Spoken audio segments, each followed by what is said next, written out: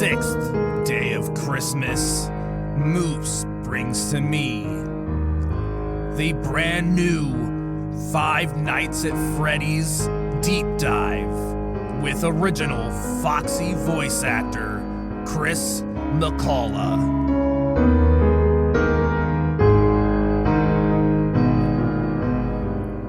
Welcome, Horror Hounds, to another installment of the 13 Horror-fying Days of Christmas. I'm your host and gift giver, Moose. Today, we're bringing someone back from the past. We're gonna bring back an old friend. Very old. Talk about a new... Well, I wouldn't go that far. And talk about a new movie.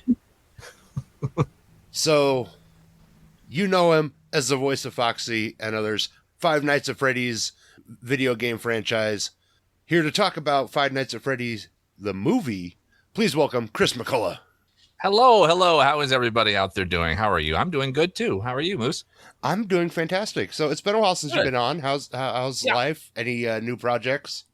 Pretty much, just video games here and there that I've worked on.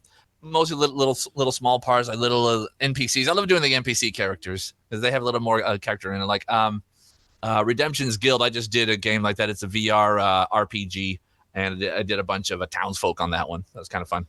Well, I mean, on that, it's you find that the NPCs get quoted more. Yes. I mean, look at Skyrim. I mean, there are so many NPC quotes that came out of Skyrim. This great epic tale of this open world. And I used to be a fighter like you until I took an arrow. And then I took an arrow to the knee. That's the best one. Anything. I used to be a dishwasher. Then I took an arrow to the knee. Yeah, it's like that took the world by storm, and it was an NPC line, and it's crazy. So hats off to the scriptwriters for the NPCs. Yes. You never know which one's going to take off. Exactly. So I feel I should start this with, if you haven't watched it yet, we will be getting into spoilers on the FNAF movie. So if you don't want spoilers, stop the episode. Come back please. Please come back. But stop the episode, go watch the movie, and then come back. So this video game franchise that took the world by storm finally gets a movie. After 8 years of production.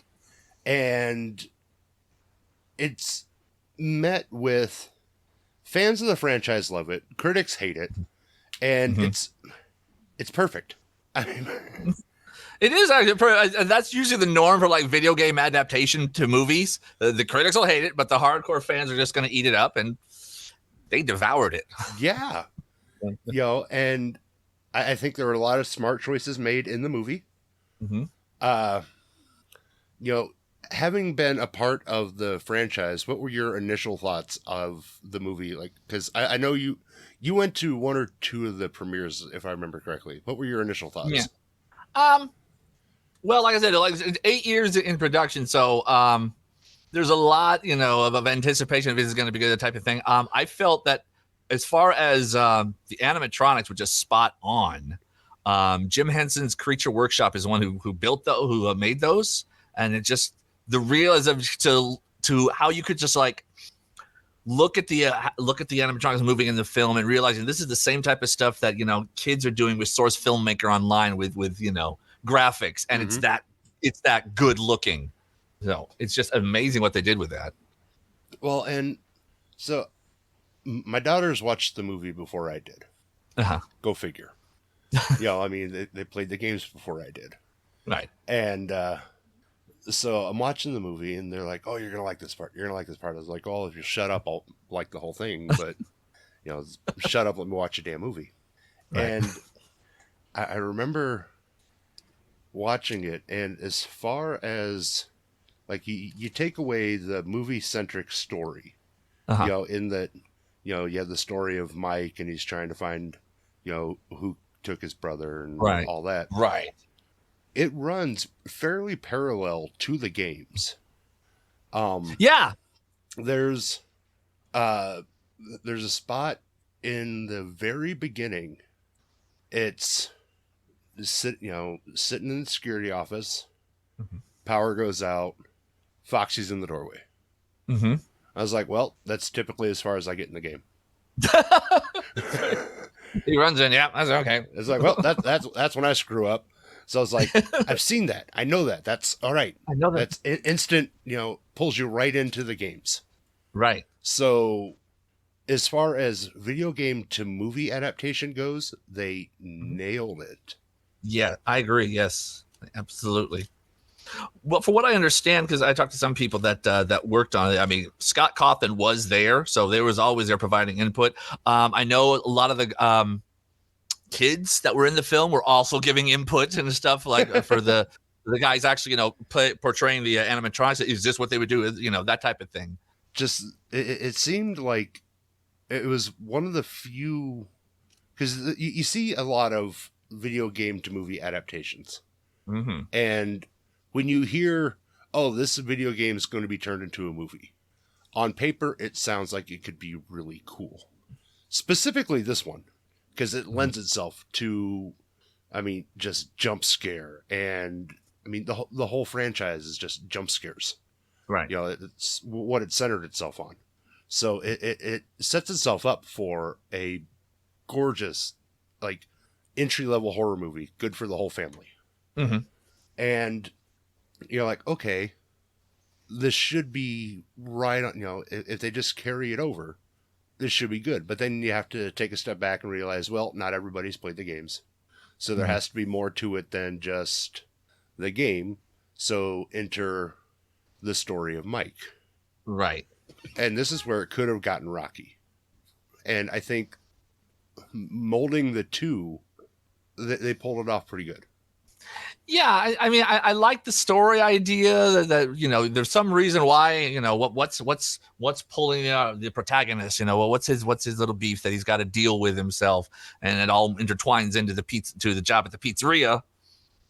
All the the dreams that they're having. On a quick aside, I find it funny that of the two famous Freddys, the one Freddy's about don't falling asleep, and this one is about falling asleep. Yeah, both Freddys, it involves sleep. Coincidence? The sleep killers. Yeah, exactly. But yeah, it's just like that. Can I felt the story, kind of in a way, for what you could do for a PG-13 horror film, did kind of blend well in with the whole whole pizzeria influence and all, and the animatronics and stuff. Yeah, and then where I think one of the smartest choices they made was having a lot of the interactions between the lead character and the animatronics be between him and the ghost kids, because it saved them a lot of money on production that they could put elsewhere. Exactly, like the animatronics. Yeah, I get what you're saying there, because Abby is friends with the animatronics, and then Mike has the dreams with the kids. So yeah. So every time, he has these interactions with these kids that, is later revealed to be essentially the souls of the animatronics. Right. And one scene in particular where they're attacking him and slashing him side to side and just going to town. That would have cost so much more if those giant suits were doing it, and something else in the movie would have suffered. Instead, you have these kids running around, just kind of slashing him and running. It was right. Is one of the smartest choices I think I've seen a PG-13 horror film in a while. Yeah, yeah, I agree. It was really, really smartly done like that. Do you now? This movie's gained a fairly strong following. Obviously, it had the built-in audience with the games. Do you think it would have had a larger reception had it gotten out ahead of Banana Splits and Willy's Wonderland and the other animatronic murder movies? I think it all boils down to timing on that one, because if FNAF was running high around 2019, so I think if it hopped out there, it would have been good. But then when the pandemic hit, everything just kind of slipped on down, and that's when Wildlings and Banana Splits came out. I'm not sure. I'm not sure if it was. I think the resurgence with Security Breach and Ruin, that's the game that came out in 2021. I think that helped boost it. The controversy with Twitter and Scott Cawthon, that might have boosted a little bit more also. I think, and I really don't know. I think despite that it took so long, I think this was the best time to bring it out. Did you, when you were growing up, did you have a Showbiz Pizza around? No, I had a Chuck E. Cheese. Okay. Full Pizza Time theater with yeah. So we had a Showbiz before Mm-hmm. before it turned into Chuck E. Cheese. Mm-hmm. And Showbiz, and this was my thought watching this movie, was this took me back to Showbiz Pizza. Mm-hmm. Like, not Chuck E. Cheese pizza, like Showbiz. It's super 80s, super just this was my childhood. Uh-huh. And I remember as a kid thinking that those animatronics were creepy as hell. And now there's a movie, a franchise around these animatronics that kill. So it was fun to, it's like, see, Mm-hmm. I was right. No, I agree. That's how I felt when the first game came out. It just took me back to Chuck E. Cheese. Like ours, they were actually the animatronics were actually up on a wall coming out of windows like the old Laugh-In things. So like open up a window, they pop out, and then they go back inside. So it's not so much being stand on a stage, but it is the same thing. These things look creepy as heck, and then now you see a film that they are creepy as heck. They could kill you. Because we had the rocket fire explosion with Showbiz, Uh-huh. and it was a bear and a gorilla that played the drums, and I mean it was a full on animal band. Mm-hmm. And you look at FNAF and you're just like, oh, that's eerie. That's it. Uh-huh. Uh-huh. Why'd I like going there? I could have gone to the skating rink. It was the 80s. Instead, I went there. Instead, I went with the creepy animal band. So I'd imagine you've watched it a few times. What was your favorite part of the movie? Honestly, it's strange that it sounds. It's whenever Balloon Boy would pop up. It just was so out of place, and just there he is again. So yeah, that was definitely fun. I wish they could have used the sound effects, but it was stock sound effects. I probably just didn't get with it. But yeah, just hearing hello. Oh God. The murder montage when they broke into when that one group of kids broke into the pizza place was pretty epic. Carl the Cupcake was awesome at that one. Yes. I agree. That was beautiful. For what they had to get away with in PG-13 horror, that was beautiful. And I mean, what they really pulled off here is they showed that you can make scary movies for kids. Exactly. With gore. Yeah. Just enough. It doesn't have to be a splatterfest. Mm-hmm. But take the scene where I think it was the babysitter was looking for that voice and ends up looking into the bear's mouth. Like, first off, what the hell are you thinking? You have this big, giant, creepy ass looking bear, and you're going to walk up and look into its mouth. Mm-hmm. I thought that I really liked that. Actually shocked me that they did that to recreating the bite. That's basically what it is. They're doing the bite. Yeah. And they do the bite, and it's like, holy crap! It's awesome, and you see most of it's all shadow play, but it goes back to, and I've said this on the show many times before, it goes back to like the old Universal and that era stuff where everything was just shadow play and trick of light. It didn't have to be in your face. That was, yes, exactly. Plus, it was also quick and done. So now you've got to think about what happened instead of actually, putting a long, drawn out sequence and showing it. Now, that actually was much. I found it more effective. Yeah, it leaves more to the imagination, and what I've found over the years watching the different types of movies is the ones that leave more to the imagination Mm-hmm.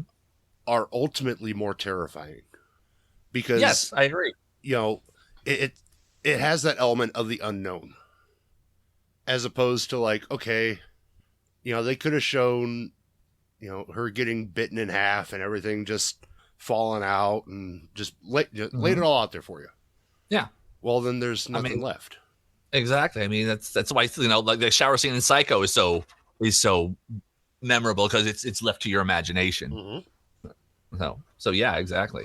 Less is more when you have to use your mind because everyone has a different thought then.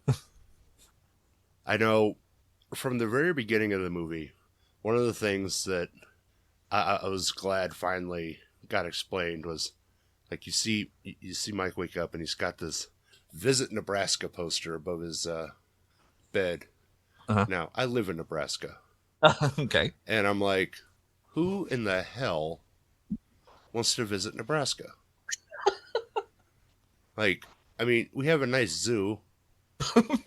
We have some cool stuff, but I've never seen hey, come visit Nebraska. And sure as hell, I've never seen anybody, aspire to having Nebraska be their point of destination. Not on their travel card, you see. Okay. But ultimately having that as the, I'm assuming the place his brother was kidnapped. Yeah. That's why he wants. Makes sense. That's his point of reference.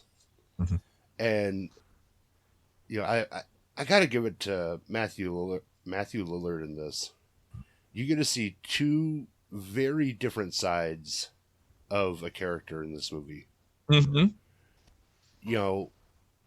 You see this employment agency guy who just wants to help people and wants to do good. And then later, the switch is flipped and he's batshit crazy. Right. Mwah.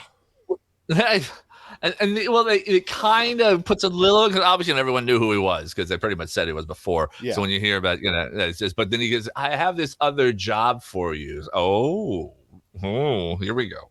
Crazy man now. It's like, oh, what's the other job? Yeah. And yeah, it was just, I keep going back to it, but this is a movie of smart choices. Mm-hmm. And, the Blumhouse horror library is a library of smart choices. I don't think any other company could have made this movie. Yeah. Yeah, I kind of agree. Because we got this one, we've got everything, we got nothing to lose and everything to gain type of company, because Blumhouse is still, independence. Yeah, and they took a chance and it's worked out beautifully for them. And I think they did a very good job explaining without over-explaining kind of the lore of the games to people who just wanted to watch a horror movie who might not be fans of the games. Right. Because, fans of the games, know the story of the kids that were taken and ultimately became the suits and, the souls of the suits, etc. Mm-hmm. But if you're not, a fan of the game and you're just like, okay, I like watching, weird horror movies, which this definitely falls into that category. Yeah. You're going to be like, okay, who are these kids? Mm-hmm. And yeah, I think they managed to, interweave the knowledgeable and the unindoctrined pretty well. Yeah, I mean, I felt it like if that's how I looked at it, like, because most horror films are usually going to have a weird type of out of this world type of thing happening in a small town type of thing. That's a classic one, weird things happening in a tiny town.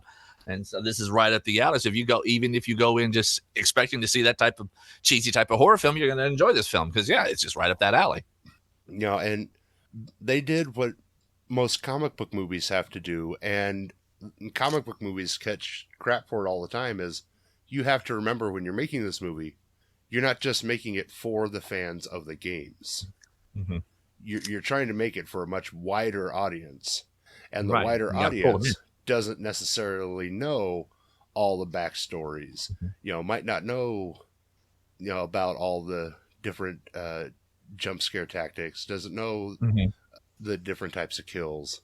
Doesn't know that these kids become, were kidnapped, killed, and all this. So essentially, this movie had, by the end of it, there were 3 stories running in this movie. Mm-hmm. You had the main FNAF story. Mm-hmm. You had Mike's almost redemption character arc story with him and his sister. And you have the cop story. Because Right. we're introduced to her, and you can tell she has something to hide. You're not quite sure what it is. She never really lets on. And when she does let on, you're like, oh shit. So she has to overcome, her dad being this guy that not only killed the kids for the FNAF story, but kidnapped the brother from Mike's story. Yeah. So, that ultimately has to tie up all 3 stories. And it's like, the story-wise, this movie went a lot deeper than it really needed to, but it worked. Yeah. And the fact to make William have to just be the bad for everything. Yeah. Mm-hmm. That's exactly. It's perfect. Like, you're going into this movie, you're expecting, okay, it's going to be FNAF. There has to be the kids, there has to be the animatronics, and there's going to be a side story. Boom. Horror 101. Knock it out, you're done. Right. But no, there were like so many twists and turns and different stories and story elements that were in this. It was surprising in a good way. Mm-hmm. Like, I agree. I really hope there's more. I'm pretty sure there's going to be a sequel. They've made so much money on this one. It'd be stupid not to. But I had heard sometime, you can't believe every rumor that you hear, but I heard they were going to try to do a trilogy is what the original plan was. I don't know what their plan is going to be now, but I mean, last check I looked, domestically, they're over 130 million. So I think a sequel is definitely going to happen. Well, and that kind of leads into where I wanted to take this. Do you think any of the voice actors from the games are going to get a shot at voicing their characters now that this is a proven product?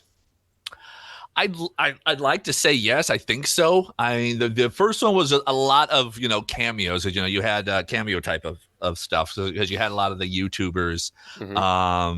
One voice actor got to go. Actually, was in Kellen Goff. He did actually the song that Foxy would sing before he came to kill you. It's called the Dum Dum Song. So he had a cameo in that way. From what I understood, I don't think they wanted any voice actors for this one, which I kind of agree because the very first game didn't have any voice actors. Right. So have them not talking that I thought that was perfect. I would think I think they'd be crazy not to have some sort of the video game voice actors in there. I mean, I'm not a people. Even if people would go nuts just hearing Andy Field as the hand unit and says, "Welcome to your first day and your exciting new career." They would go nuts hearing that. Oh, absolutely. And like the way I looked at it was, the first movie was kind of a testing ground. Mm-hmm. And like you said, that they didn't talk in the first game, so really didn't make a whole lot of sense. But now this is a proven commodity. Mm-hmm. Now they can up the stakes a little bit. Now they can bring some of the names that are attached to the games, mm-hmm. Like yourself and others, into, even if it's just spots. Yeah. To do some voice spots and really get those nice, get those pops from the fans. And is it fan service? Yes, but it's also, a nod to you guys who've really helped put this franchise on the map. Mm-hmm. It's kind of it's your payoff at the end of the day, essentially. Yeah, I mean, I certainly wouldn't say no if they came up to me and asked. So. Well, I'd hope not. Dude, I mean, I gotta water the lawn, man. I can't. Well, it's my day to do dishes. I'm sorry. I gotta take the cat to the vet. Sorry. Yeah, but yeah, it's after watching this first one, I think I wouldn't go more than a trilogy. But yeah, I don't see like Fast and the Furious. I don't see 10 films coming out of this. Well, you never know. You know, Five Nights at Freddy's in space. Yeah, you're true. That's very true. Very true. The first pizza place on the moon, and the animatronics go haywire. But then it gives them a chance to kind of delve deeper into some of the characters that were like hinted at in this one, and I think fans would really like, the fans of the games would like to see it. And honestly, I'm not that big of a fan of the game, partially because I suck at it. I'm terrible at that game. It's a great game. I just suck at it. But I'm a huge fan of the movie. I'm a huge fan of the franchise. I just suck at the games. That's okay. You can be into the lore and stuff like that. A lot of people are like that. Actually, I can't play the game, but I like the story. Mm-hmm. I watch other people play it. Yes, I watch my daughters play it all the time. I'm like, how are you better at this than me? I don't get it. But the story itself is captivating. Yeah. Especially as just a horror fan. And the idea that there's a horror video game that kids just love. I would have killed for something like that when I was their age. I know. Yeah. We had Nightmare on Elm Street on Nintendo. And Friday the 13th on Nintendo, which is nearly impossible to beat. Yeah, we had a bunch of like movie versions on Nintendo, and they kind of sucked. So sucking at those games is easy, but the story and everything on this is just great. Yeah. So, what's next for you? What all do you have coming down the pipe? Right now, I'm just mainly I mainly just right now. I still do voice acting. I'm still mostly working on commercials right now. I'm mostly just I'm actually live stream video games now, so that's how I communicate with the fans. So I'm doing the whole Twitch thing, and then while I'm still doing my voice acting stuff. I've always wondered what is and I don't. You don't necessarily have to go into specifics, but like, what is the like pay scale rate like for commercial gigs? There's actually a website, the Global Voice Acting. I forget what it's called, but it's a rate guide. And it usually just and it tells you by how many. If you want to check it by hours, if you want to check it by words. I'm trying to think what it's like, because like most of my stuff I get on a pay-to-play site called voices.com. And they've ranged anywhere between 100 to 1,000, depending if it's like a television or nationwide type of thing. You'll definitely get more money if you do that one than just a simple YouTube ad. So it really just depends on what the job itself is. So, but yeah, anywhere from like 100 to a couple thousand. Damn. And in doing that, they take they say, well, we'll do this commercial for a year. We get all rights to your name, to the voice and to the recording and all that stuff. So basically, you get that big lump sum payroll, and then you're grinding for the next one. And that's voice acting 101. It's like, well, okay, you give me $2,000 for this one, I'll go do another commercial, and because there's always ads. There's always ads. Yeah, it's just snagging them. Like I've always told them, you have to be able to deal with disappointment for like every one of that one good gig you got. You got to go through like 100, maybe 200 of not getting the gig. Man, so that's not a lesson for life. I don't know what is. Yeah, exactly. You just got to get used to disappointment, and then when the voice acting, the job is the auditions. The getting the roles is the icing on the cake. Oh, 100%. And with each audition being different, you get a chance to really hone in and kind of tune your skills, and that'll land you the bigger, better gigs. Exactly. I mean, you got to go through, the ones where you have to be nice and soft spoken, and then you got to be like Sunday, learning both type of those type of sounds. So, and hey, eventually you'll be the guy that took an arrow in the knee. Exactly. Working in a pizzeria. So where can listeners watch you live stream? Twitch or YouTube. The same username. It's my username from high school. Grig Lager. GRIGLAGER is my username. And listeners, like always, those links will be in the episode description. And you can find me and other great podcasters over at electronicmediacollective.com. Or if you just want to follow me, you can find me on Facebook, YouTube, and X at Moose Media Inc. Just look for the Moose. Chris, once again, this has been fun. I'm so glad we can have you back on. And hopefully, now that it's out there in the ether, you get to be in the next FNAF movie. Fingers crossed. Let's go for it. And call me up, Jason Blum.